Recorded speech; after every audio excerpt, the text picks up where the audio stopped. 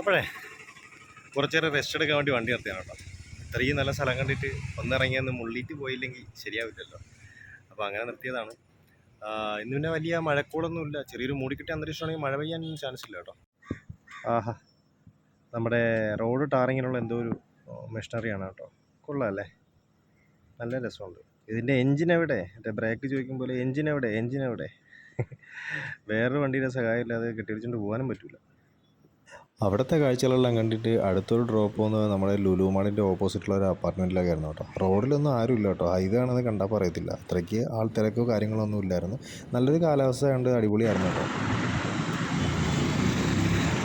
ഇതൊക്കെയാണ് 25-50 ലക്ഷം രൂപ wait shed. മഴ ചെയ്താൽ വെള്ളപ്പൊക്കമല്ലേ. സമയം ഏകദേശം വൈകുന്നേരം ആയിട്ടുണ്ട്. അപ്പോഴേക്കും അടുത്തൊരു ഡ്രോപ്പ് വന്നിട്ടുള്ളത് ആ കാണുന്നൊരു അപ്പാർട്ട്മെൻറ്റിലേക്കാണ് കേട്ടോ. അങ്ങനെ അങ്ങോട്ടുള്ള യാത്രയിലാണ്. പിന്നെ ഈ കാണുന്നത് നമ്മുടെ ഇൻഫോസിസ്, UST ഗ്ലോബൽ, അതൊക്കെ ഇരിക്കുന്നൊരു സ്ഥലമാണ്. നമ്മുടെ ഹൈവേയുടെ സൈഡിൽ തന്നെയാണ്. അപ്പോൾ ഇന്നത്തേക്ക് എല്ലാവർക്കും വിടാം.